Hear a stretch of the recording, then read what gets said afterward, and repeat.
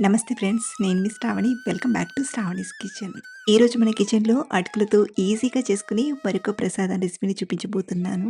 ఈ ప్రసాదాన్ని మనం చాలా చాలా ఈజీగా చేసేయడమే కాదు, చిటికెలో రెడీ అయిపోతుంది. టేస్ట్ కూడా చాలా బావుంటుందండి. అలాగే ఈ ప్రసాదాన్ని మనం ఏ పండగకైనా, ఏ పూజలోకైనా నైవేద్యంగా పెట్టొచ్చు. స్పెషల్‌గా కృష్ణుడికి అటుకులంటే ఇష్టం కాబట్టి కృష్ణాష్టమికి ఎక్కువగా చేస్తుంటారు. మరి ఇంత ఈజీగా, సులభంగా చేసుకునే ఈ రుచికరమైన అటుకుల ప్రసాదాన్ని ఎలా చేయాలో ఇప్పుడు చూద్దాం రండి. ముందుగా ఒక గిన్నెలోకి 2 కప్పుల అటుకులను తీసుకోండి. ఇక్కడ నేను లావు అటుకులను వాడుతున్నాను. అదే మీరు సన్నటి అటుకులు వాడుతున్నట్లయితే ఎలా చేయాలో ముందు ముందు చెప్తాను. ముందుగా ఇలా తీసుకున్న అటుకులను బాగా కడగండి. ఇలా కడిగి మనం నానబెట్టకూడదు. ఇలా కడిగిన వెంటనే స్ట్రెయినర్‌లోకి తీసుకొని ఎక్స్‌ట్రా నీళ్లను వంపేయండి. మరి ఎక్కువసేపు కడిగినా, ఎక్కువసేపు నానబెట్టినా అటుకులనేవి చాలా మెత్తబడిపోతాయి కాబట్టి ఫాస్ట్‌గా కడిగి ఇలా స్ట్రెయినర్‌లోకి తీసుకున్నామంటే ఎక్స్‌ట్రా నీళ్ళన్నీ చక్కగా అడిచిపోయి అటుకులు పొడి పొడిగా తయారవుతాయి.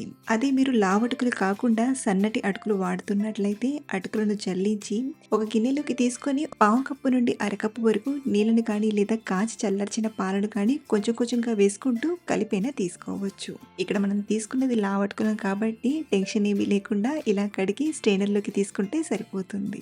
ఇంకో పక్కన స్టవ్ ఆన్ చేసి ప్యాన్‌లోకి 1 టేబుల్ స్పూన్ నెయ్యిని తీసుకోండి.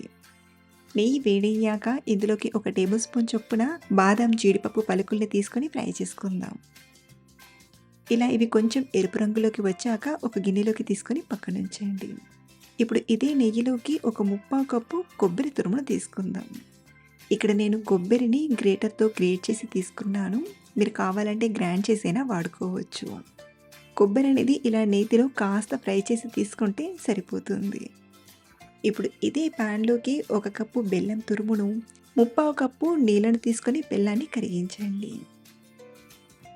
మనం ఈ స్వీట్ కోసం పాకం పట్టాల్సిన అవసరం లేదు. జస్ట్ ఈ బెల్లం కరిగిపోతే సరిపోతుంది. అలాగే మీరు కావాలంటే ఈ బెల్లం నీళ్ళను ఇంకో గిన్నెలోకి ఫిల్టర్ చేసైనా తీసుకోవచ్చు. ఇక్కడ నేను మంచి నాణ్యమైన బెల్లం తీసుకున్నాను కాబట్టి మళ్ళీ ఫిల్టర్ చేయాల్సిన అవసరం లేదండి. ఇలా బెల్లం పూర్తిగా కరిగిపోయాక ఇప్పుడు ఇందులోకి మనం కడిగి నీళ్ళన్నీ వడగట్టిన అటుకులను తీసుకోండి. అలాగే కొబ్బరి తురుమును కూడా తీసుకొని అంతా కలిసేలా బాగా కలిపి మంటను తక్కువగా పెట్టి లో ఫ్లేమ్‌లో ఒక 2 నిమిషాలు ఉడికించండి. దీని వలన స్వీట్‌నెస్ అనేది అటుకులకు బాగా పట్టి రుచిగా రెడీ అవుతుంది.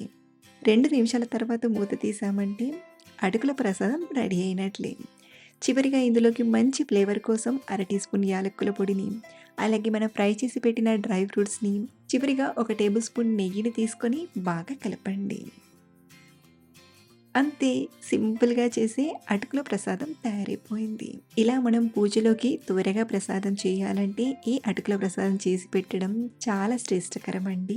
త్వరగా అయిపోతుంది, మంచి రుచిగా ఉంటుంది. అలాగే మరిన్ని అటుకుల రెసిపీస్‌ని చూడడానికి డిస్క్రిప్షన్‌లో లింక్స్ ఇస్తాను. ఒకసారి చూడండి. Thank you for watching.